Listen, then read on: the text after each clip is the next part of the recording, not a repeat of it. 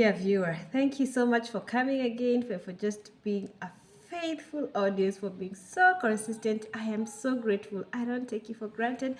Thank you so much for coming by again. I am so thrilled and so happy that you're here. I am so grateful to God for yet another opportunity that He has given us to learn and to grow and to just be here. So, asante sana. Today, I want us to finish up on the conversation that we had started on the secret of contentment, and I'm going to be sharing the 5 last points that I have on the secret of contentment. And I hope that as we put these things to practice, and even as we pray that God will help us, that we will practice and grow to be contented people. So, as we continue to build up, is that the other thing is that you must say no to addiction, because addiction is slavery.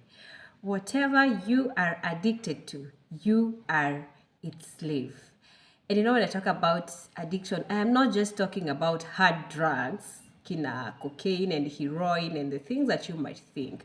You can be addicted to different things. Maybe some of us it's impulse buying, to some of us it's extreme absorption to a TV program. Other people, they're addicted to gossip, nyama choma, sex, and so on and so forth. You can be addicted to anything. But I want you to know that you are not your body. You only live in your body, and therefore you can control your body. So how do we achieve this? How do we ensure that we don't get addicted to whatever it is? Number one is that accept your weakness.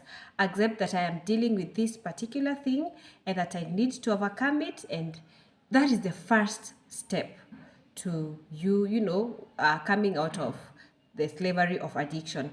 The second thing is reason.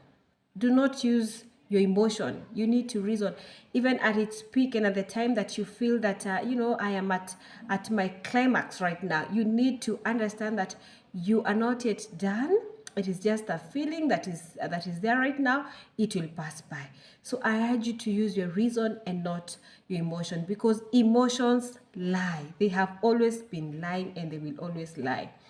The third thing to achieve freedom from addiction is seek help from a higher power. And I'm talking this from a very personal experience.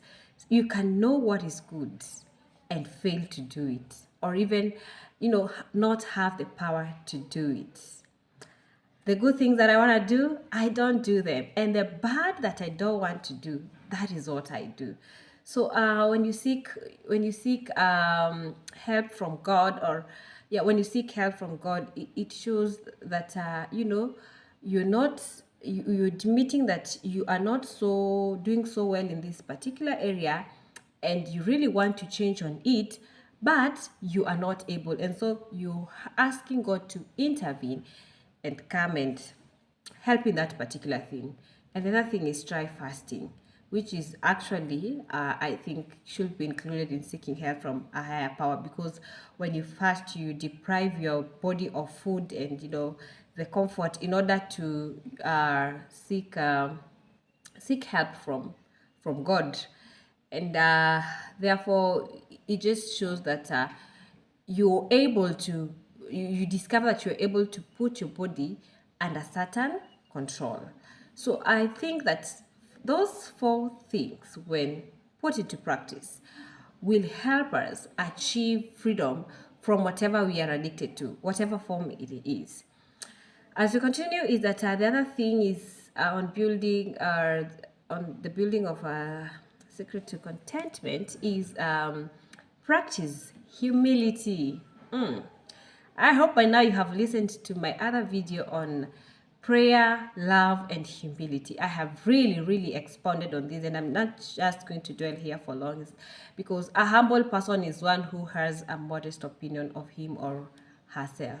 So please check out my video. I have really talked about that. A humble person will have real friends, because no one wants to live with someone who is full of him or herself.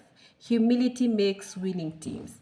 The humble are teachable people. The humble are respected, because respect does not make you a better person. You are actually respected because you are a better person. And even as we talk about humility, it's that God is an enemy of the proud. God does not like the proud. You know, it is enmity with God. It is being blind to your own faults. And the proud are always lonely people, and because they are, you know, dearly right to themselves. So pride is immaturity, and it's just a sign of maturity to acknowledge that and recognize that human beings are actually interdependent, and humility accepts responsibility even when you're helping the weakest of the people.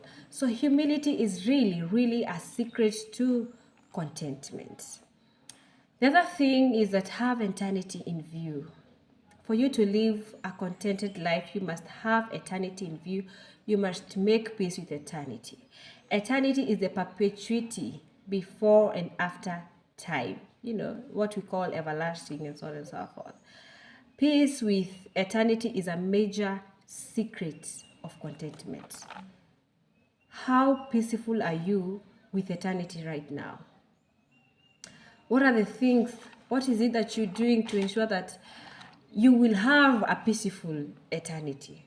And I have just come up with 5 things that I'm calling today's essentials for a better tomorrow. Is that number 1 is that get a means to earning a living. You must be productive, whether you will get yourself a job, whether you'll be self-employed or you'll be employed by someone else. Please have a means to earning a living for a better tomorrow. Number 2 is that get a shelter or a house to live in. Of course, that sounds very obvious, but it is not. Number 3 is get a church that can feed you spiritually, a good church that will nourish you and that will help you grow. Number 4, join a fellowship that is small enough whereby you can share your life and pour your life to other people. And the other thing is that have a ministry that makes an impact on the lives of other people. Those are the things that I consider very essential today for a better tomorrow. And the second last thing is that make the most out of your time. Make the most out of your time. Someone said that when you waste your time, you have wasted your life. And I can't agree more with them. Time is precious because it is scarce. And Ephesians 5:16 tells us that making the most out of every opportunity, because the days are evil. Those are the days that we are living in. Days are really evil. So is God who sees you in secret? Is he pleased with the way you spend your time? Is he pleased with the things that you're doing? Are your priorities right? Because again, boredom is a sign of discontentment, a life of discontentment. Do you know your potential? Are you utilizing it? Do you have a plan?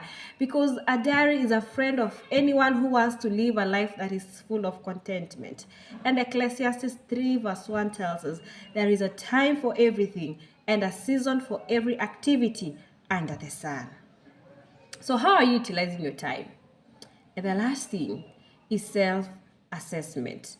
Genuine assessment of yourself gives you humility and helps you, to avoid frustrations. It helps you to know your strengths and also to exploit them, and also know your weaknesses and improve on them. I think I talked about that on the first video. So don't wait to repair things when they break down, because you might never live to repair them. Work on things right now. Assess yourself. How well are you doing? And how things are flowing on your side. That is the secret to living a contented life. I believe that you have been helped so far. And I hope that, and always pray that you will run and you will be on the move to living a contented life. In as much as there's so much happening around us, I pray that you'll find peace within yourself and that you'll be contented in yourself even as you work for a better tomorrow. So thank you so much for just joining me in this series. I hope you have learned. I hope you have become better. And it's not just about learning. I pray that you will go and put these things into practice. I am not telling you these things because I am any better. I am also in the journey to becoming better and also to living a contented life. So thank you so much. May God bless you. May God keep you, and may he cause his face to shine upon you, and have a very, very wonderful time. And until next time, bye bye.